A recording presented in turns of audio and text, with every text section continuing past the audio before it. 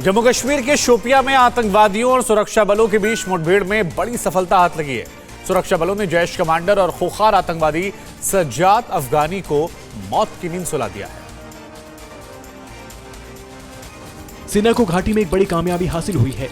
जम्मू कश्मीर के शोपियां जिले में पिछले 3 दिनों से जारी मुठभेड़ में जैश ए मोहम्मद के शीर्ष कमांडर समेत 2 आतंकवादी मारे गए हैं। पुलिस ने बताया कि कश्मीर के वांछित आतंकवादी बिलायत हुसैन लोन और सज्जाद अफगानी को सोमवार को मुठभेड़ में मार गिराया गया है। वहीं लश्कर ए तैयबा के आतंकवादी जहांगीर अहमद वानी को रविवार को ढेर किया गया है। दरअसल शोपियां के रावलपुरा गांव में आतंकवादियों की मौजूदगी की सूचना मिलने के बाद सुरक्षा बलों ने शनिवार की रात को घेराबंदी और तलाशी अभियान चलाया था। केजरीवाल सरकार और केंद्र के बीच में एक बार फिर से तकरार बढ़ गई है और इस बार विवाद एनसीटी एक्ट को लेकर हुआ है।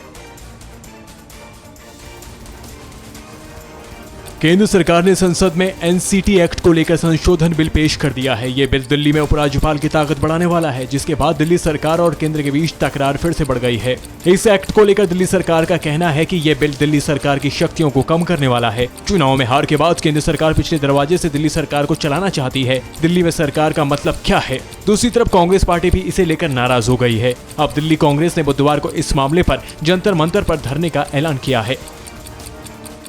एंटीलिया केस में असिस्टेंट पुलिस इंस्पेक्टर सचिन वजे की गिरफ्तारी के बाद महाराष्ट्र की सियासी हलचल तेज हो गई है। क्या है पूरी खबर, हम आपको इस रिपोर्ट में दिखाते हैं।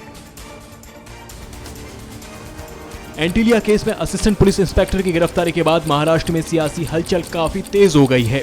इस बीच महाराष्ट्र के मुख्यमंत्री उद्धव ठाकरे और एनसीपी प्रमुख शरद पवार के बीच लंबी मुलाकात हुई। दूसरी तरफ कांग्रेस और शिवसेना ने भी आरोप लगाया कि केंद्रीय जांच एजेंसी का इस मामले में कोई रोल नहीं है, फिर भी जबरदस्ती उसे जांच में घुसाया गया है। इस बीच महाराष्ट्र के गृह मंत्री अनिल देशमुख को हटाने की खबर आई है। हालांकि सरकार की ओर से इस खबर को खारिज कर दिया गया है। अब बताया जा रहा है कि सचिन वजे का संबंध आईपीएल बुकी से भी रहे हैं। कोरोना वायरस को लेकर चीन में बड़ा खुलासा हुआ है। इस बार दक्षिण पश्चिम चीन में चमगादड़ों में 24 तरह के वायरस पाए गए। कोरोना वायरस को लेकर आए दिन डरावने खुलासे हो रहे हैं। इस बार कोरोना को लेकर चीन में बड़ा और डराने वाला खुलासा हुआ है। नए कोरोना को लेकर वैज्ञानिकों की एक इंटरनेशनल टीम ने चमगादड़ों में 24 वायरस की खोज की है। वैज्ञानिकों की टीम ने दावा किया कि खोज में पता चला है कि 4 कोरोना के कारण बने स्ट्रेन से जुड़े हैं। ये महज 4 किलोमीटर के दायरे में पाए गए हैं। एक वायरस का जीन SARS-CoV-2 से बहुत ही करीब पाया गया। खोज में लगी टीम ने RPYN06 नामक एक ऐसे वायरस की खोज की है जो SARS-CoV-2 से 94.5% मैच करता है। वैज्ञानिकों की टीम ने ऐसे वक्त में ये खोज की है जब पूरी दुनिया में कोरोना को लेकर चीन की किरकिरी हो रही है। इधर गुजरात में कोरोना के बढ़ते हुए आंकड़ों ने चिंता बढ़ा दी है। अहमदाबाद में शासन प्रशासन ने एहतियात बरतने के लिए कई दुकानों पर पाबंदियां लगा दी है। देश के कई राज्यों में कोरोना ने हाहाकार मचा रखा है। महाराष्ट्र और केरल के साथ साथ गुजरात में भी वायरस के दंश से हालत बेकाबू होते जा रहे हैं।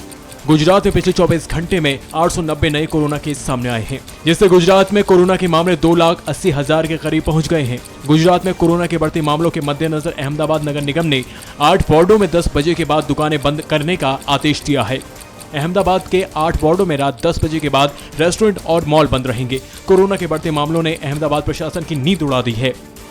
परवाह देश की, सोमवार से शुक्रवार रात 10 बजे TV9 भारतवर्ष पर।